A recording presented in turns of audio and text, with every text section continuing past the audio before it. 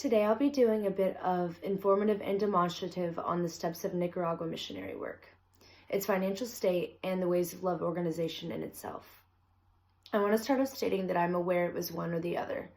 With that being said, it's only informative in the beginning to let you know the finance and the facts of the organization itself, and to give you a basis on the topic. The rest will be demonstrative, and it will explain to you how we do our work.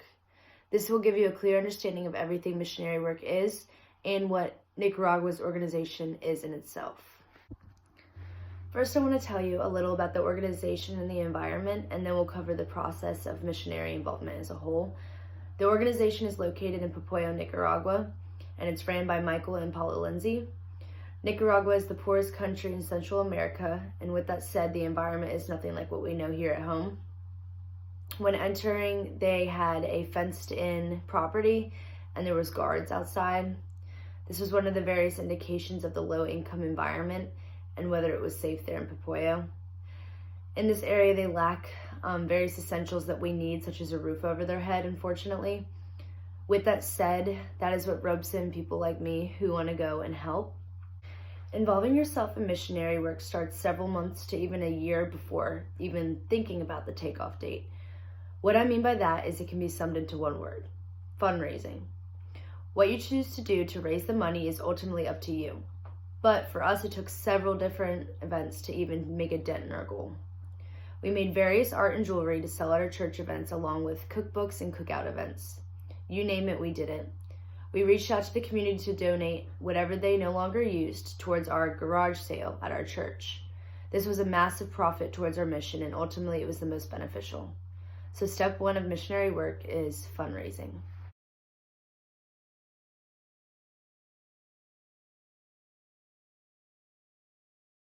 Then, after reaching your takeoff date, you will reach the organization in which you chose. They will inform you of the urgent tasks that are needed in assistance for that area.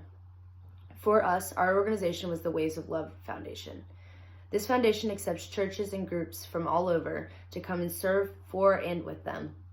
Ultimately, depending on where you provide work, your tasks will vary in missionary work. But for us, it was building houses and visiting various schools within the area.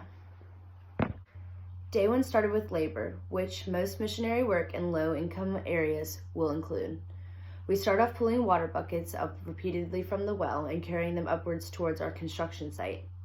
After doing so, we will start the main work, which is leveling the ground and beginning to lay brick for the house. Demonstrative description on the steps it takes to build a house. First, you're going to have to plan out your wall. Using string, a level, a tape measure, you will plot out the exact dimensions of the wall that you are working on. Next, you will pour a concrete foundation level and below the grade of the finished ground. Then you will make your guideposts. This is extremely important because it ensures that you will evenly lay all of the bricks.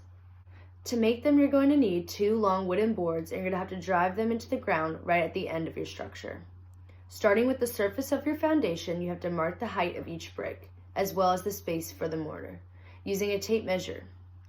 Make sure that 2 boards are marked equally so that you have a straight line to guide you as you lay the bricks. After this, you can prepare to start laying the bricks. With that said, you will need to mix the cement you will be using for that day. This is where the well water will play, as it is needed to make the cement.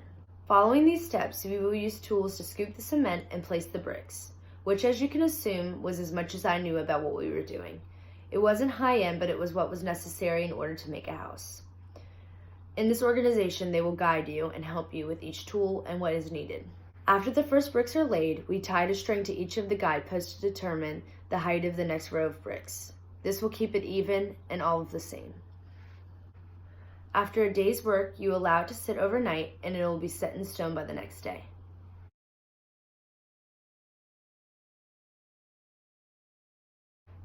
The following day, we did my favorite part. We met the children. For this portion of the missionary work, we were expressing love and embracing the people of Nicaragua through crafts, activities, songs, dances, etc. This is where you felt the most within your work. You will teach them about God's word through crafts and activities while interacting in fun ways.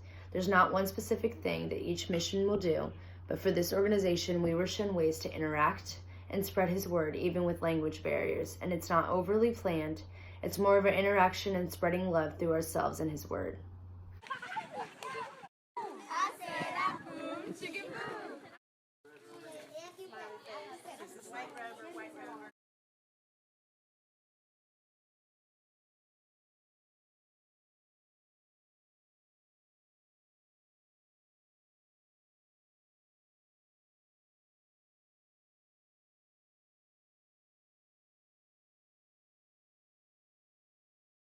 For the rest of our trip, we alternated between two forms of our work.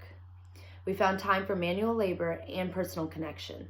Thanks to the organization and many more organizations, people are able to impact others' lives and help the less fortunate from all over the world.